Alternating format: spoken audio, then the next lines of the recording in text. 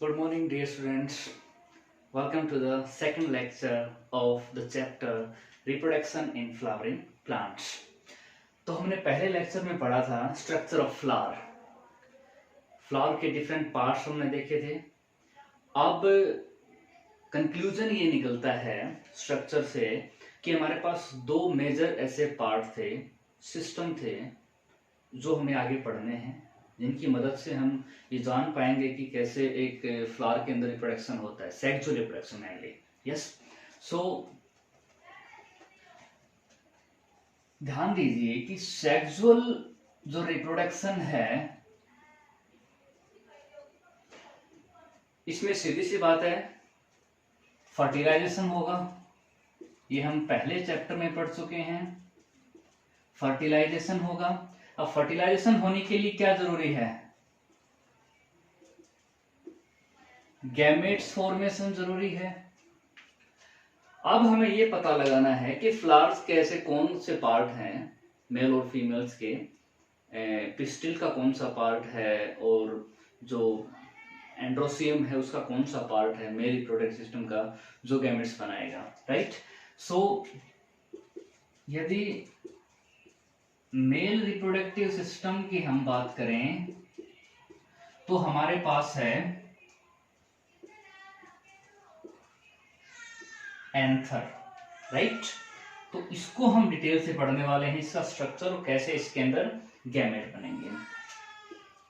और female reproductive system की यदि हम बात करें तो इसमें हम ओवरी को डिटेल से पढ़ेंगे।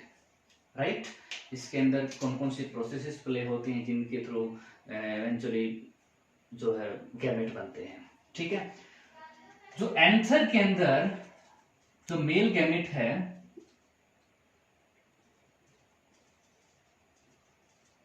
मेल गैमेट बनेगा, उसको हम बोलते हैं माइक्रोस्पोर। राइट। क्या बोलते हैं? माइक्रोस्पोर। और ये बनता है इसके अंदर इन माइक्रोस्पोरेंजियम। माइक्रोस्पोरेंजियम। अब ये माइक्रोस्पोरेंजियम कहाँ होता है? एंथर के अंदर होता है। ये मेल गैमेट कैसे बनते हैं, तो इसको हम प्रूव करेंगे। और इसको ठीक से पढ़ने के लिए हमें जरूरत होगी कि हम एंथर का डिटेल स्ट्रक्चर देखें। So right now the structure of anther.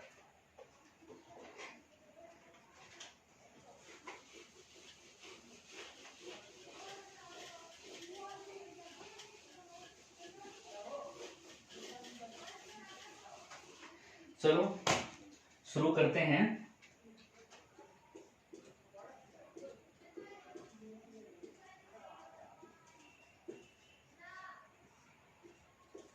TS of anther.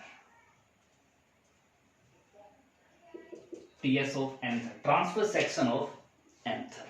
ठीक है। तो पहले लेक्चर में हमने स्ट्रक्चर ऑफ फ्लावर में क्या देखा था कि ओवरी के साथ यहां पे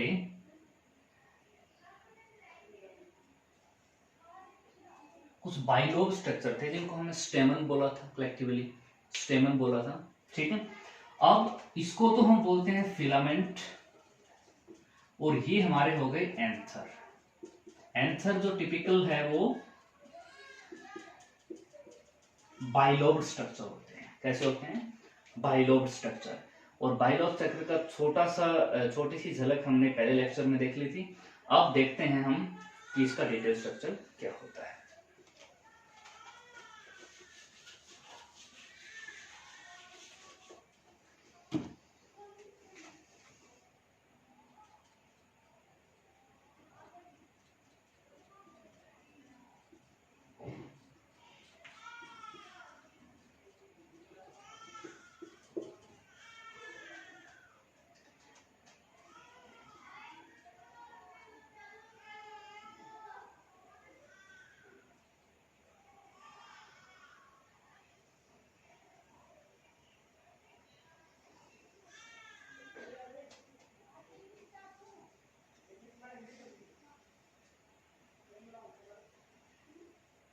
ये है एक बाइलोब स्ट्रक्चर एंथर का,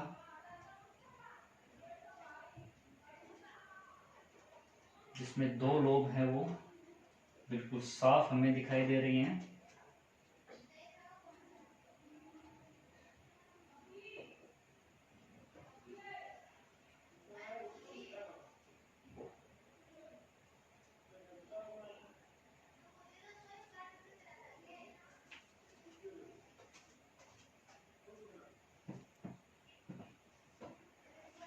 yes,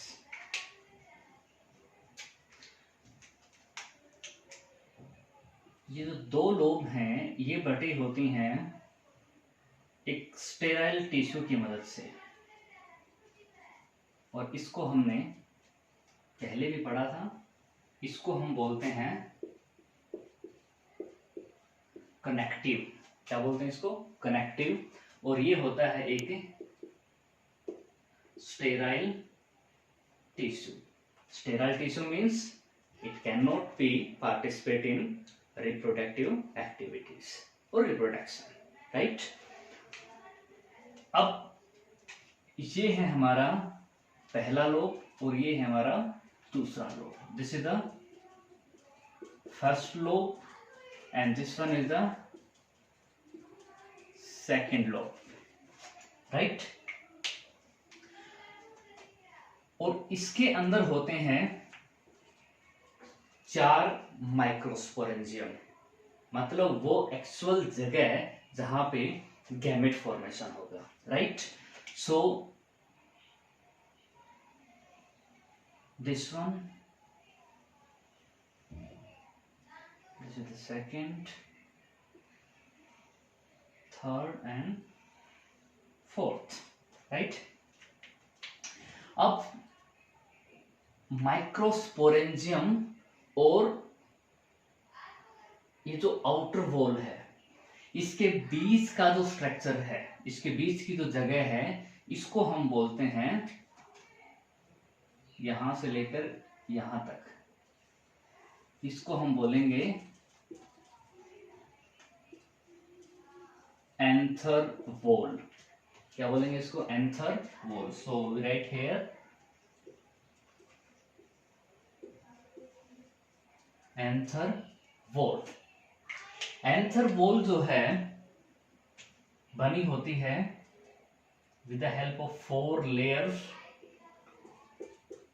So anther wall is made up of 4 layers. Yeah, right? So now we write here the name of the 4 layers, and the first one is epidermis. Epidermis is actually single layer made up of flat cells, right? Made up of flat cells. That means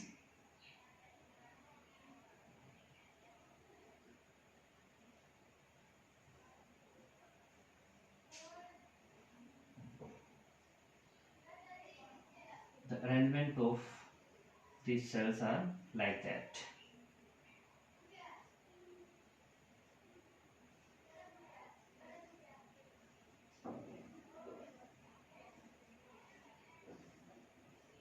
So these are actually uninucleated. That means they have single nucleus, right? Outer covering बनाती हैं ये, और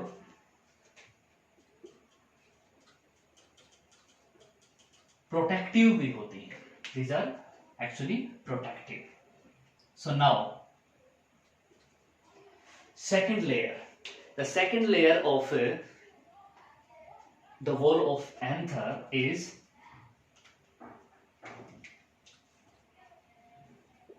endothecium.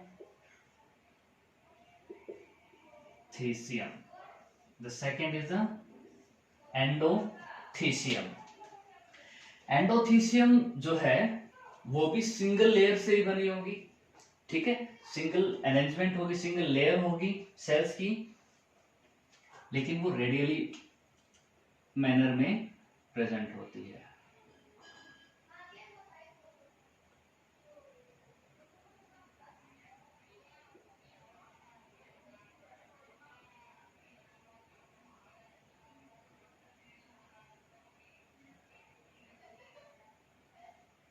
It is looking like that.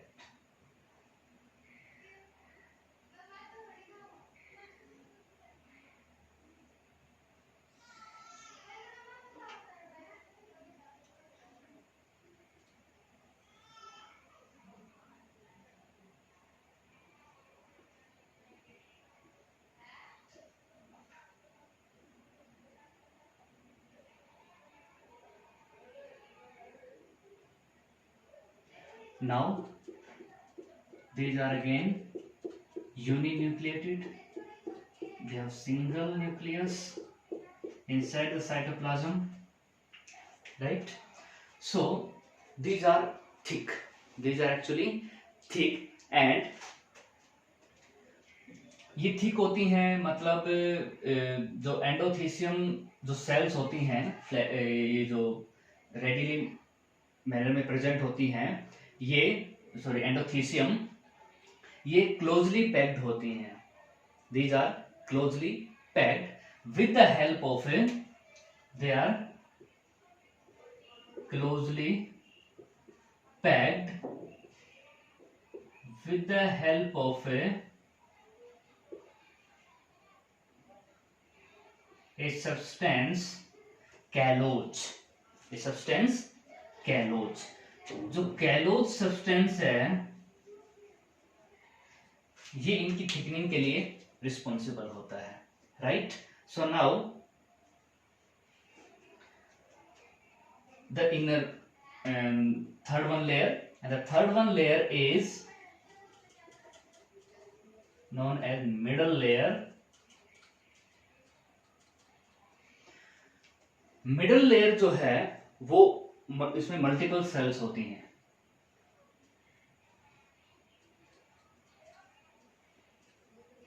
These are made up of 3 to 4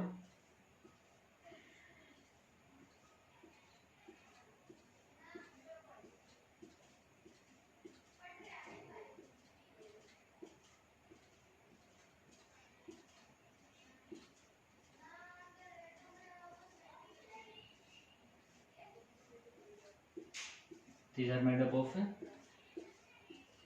okay, this one layer is made up of 3 to 4 layer of cells, 3 to 4 layer, right?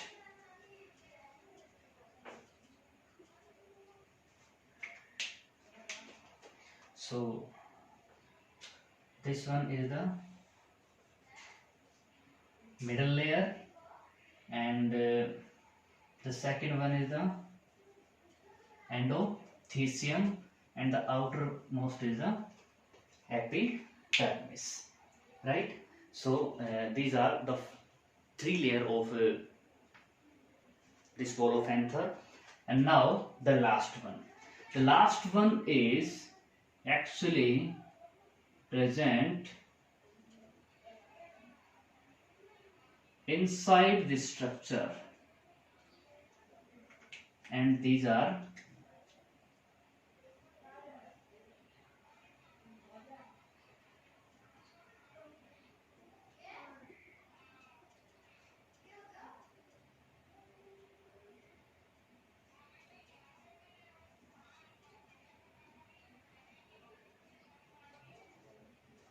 pyramidal structure,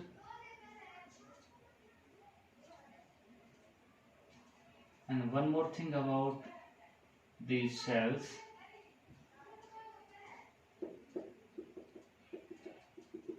they are multinucleated. They are multinucleated. So the fourth one is the tapetum. Name of this layer is the tapetum. tapetum को हम यहाँ पे detail से पढ़ते हैं। ठीक है, इसके फंक्शंस भी बहुत सारे होते हैं और this is very important layer for the development of microspores और mail gametes. So now tapetum is present inside the microsporangium, right? So this structure is known as microsporangium, right? So now after this structure we discuss the very important functions of the tapetum. Okay, एक बार review लेते हैं कि हमने structure of anther पढ़ा, ठीक है, ये है एक bilobed anther.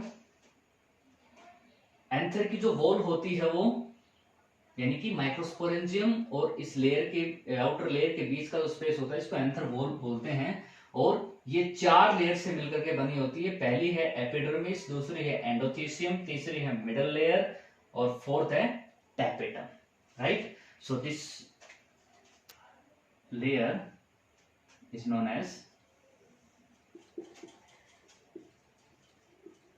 tapetum, okay, and the cells of the tapetum are known as tapetal cells, right?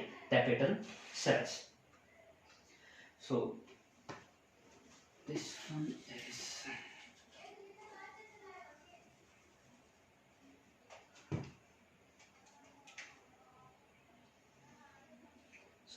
the connective